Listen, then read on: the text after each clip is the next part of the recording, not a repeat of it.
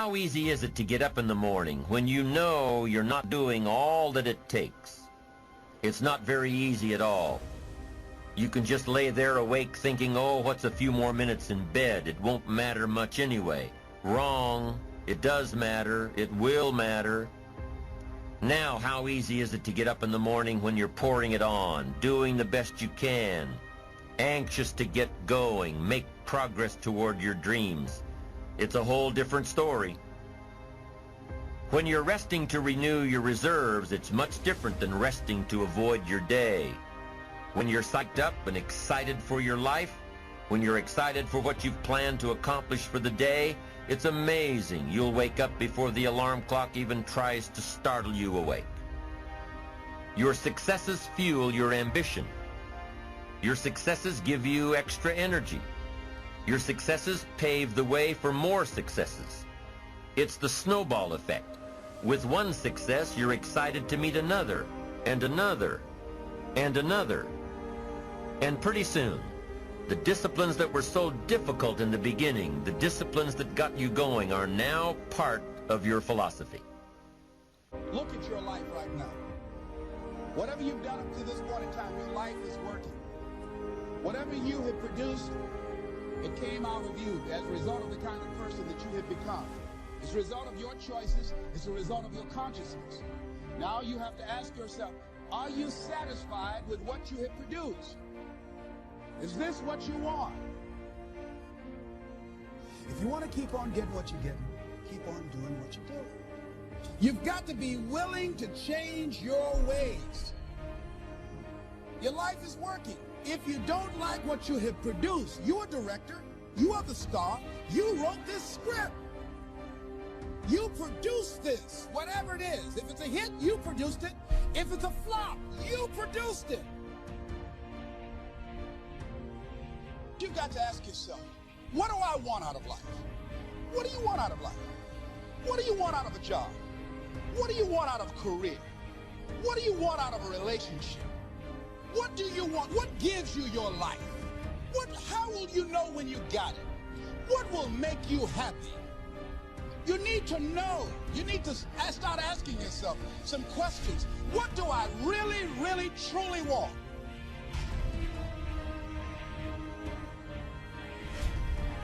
Because in order to begin to reinvent your life, you've got to make a conscious, deliberate, determined effort. That you really got to put all of yourself into it. It's very challenging. You've got to prepare yourself. You've got to develop yourself. You've got to practice. You've got to work. You've got to do your homework. You've got to do your research. Now, Mr. Schultz, my teacher gave me a promise, and I want to give you that promise now. Here was the promise I got, and I bring it to you. Here's what my teacher said. If you will change, Mr. Rohn, he said, if you will change, everything will change for you. You don't have to change the government. You don't have to change prices. You don't have to change taxes. Forget all that. He said, if you will change, everything will change for you.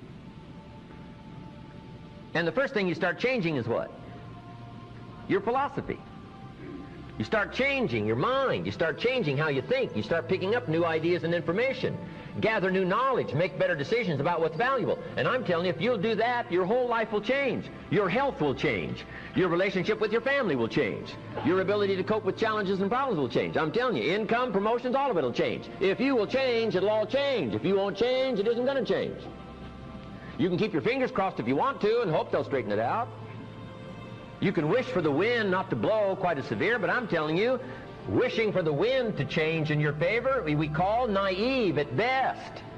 Don't do this any longer. Wish for a better wind. The key is to wish for the wisdom to set a better sail. Utilize whatever wind it blows to take you wherever you want to go.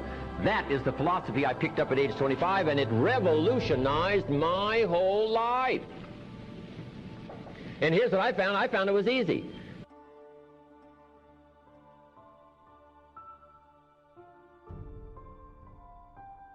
Got to jot this down.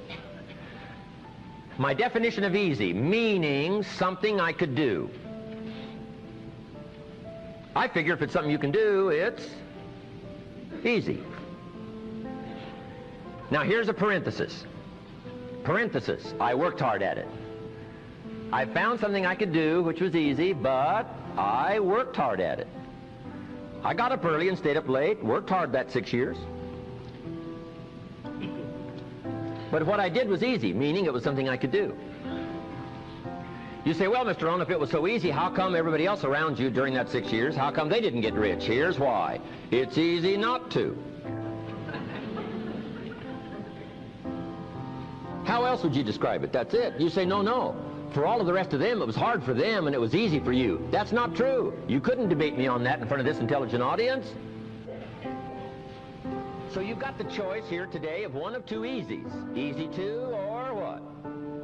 Easy not to. I can give you in one sentence how I got rich by the time I was 31. Here it is in one sentence. I did not neglect to do the easy things I could do every day for 6 years. Underline. I did not neglect. That's the key. I found something easy I could do that led to fortune, and I did not neglect to do it. Major reason for not having everything you want in America. Major reason for not having more of what you want in America. More health, more money, more power, more influence, more everything. Major reason why you don't get it. Simple answer. Neglect. Neglect. And here's the problem with neglect. It starts as an infection. And if you don't take care of it, it becomes a disease. And here's what else is the problem. One neglect leads to another. Neglect to do wise things with your money, you'll probably neglect to do wise things with your time. Neglect to do wise things with your time, you'll probably neglect to do wise things with your business. One leads to another, leads to another. Pretty soon, neglect has you by the throat, emptying your purse, emptying your heart, emptying all of your chances for equities and power and all the good things. Neglect. What if you should be walking around the block every day for your good health and you don't? I'm telling you, you're on the wrong track. You should do it, you could do it, you don't do it. That's called formula for disaster. All you've got to do is let that and a few other things accumulate for 6 years, and now you're driving what you don't want to drive, wearing what you don't want to wear, living where you don't want to live, doing what you don't want to do, maybe having become what you really didn't want to become. I'm telling you, that's it. Just neglect along, drift along, and it's got you by the throat. It'll take all your values, leave you with just a little bit of dust in a summer wind, and it'll soon be gone. I hope I said that well. That's it. It's where I found myself at age 25 until my teacher came along and said, Mr. Rohn, up till now you've messed up. Let's see if we can't clean that up, change it all. I did. Changed my life. Not just the money, all the rest of the values that came pouring in when I understood that it was me. It was me. So take the easy approach. This stuff's easy to figure out. Getting rich is easy. I teach it to teenagers. How to be rich by 40. 35 if you're extra bright. This stuff is not difficult.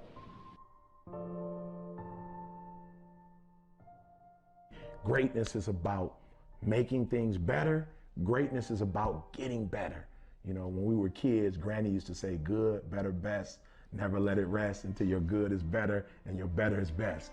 You know, so for me, greatness is about nobody knows Eric Thomas. Nobody knows what I'm capable of. But I know what I'm capable of and getting better every single day. Never settling.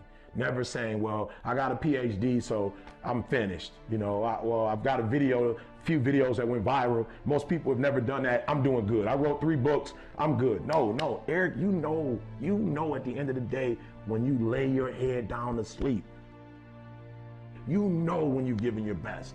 You know when you've gotten better. And greatness is challenging the today you and the future you, saying you can get better. If you're grinding on Monday, grinding on Tuesday, grinding on Wednesday, if you're grinding 6-7 days a week for a span of 5 or 6 years, something's got to come out of that. And I think if we would spend more time on what's my goal, you know, meaning what do I need to accomplish in this day to live this lifestyle, and you go after it. And I'm not saying you shouldn't have goals. I just think that goals for people is too high on the priority list. And I think what should be on the priority list is going to bed so you can wake up the next day and you can grind it out. It's possible.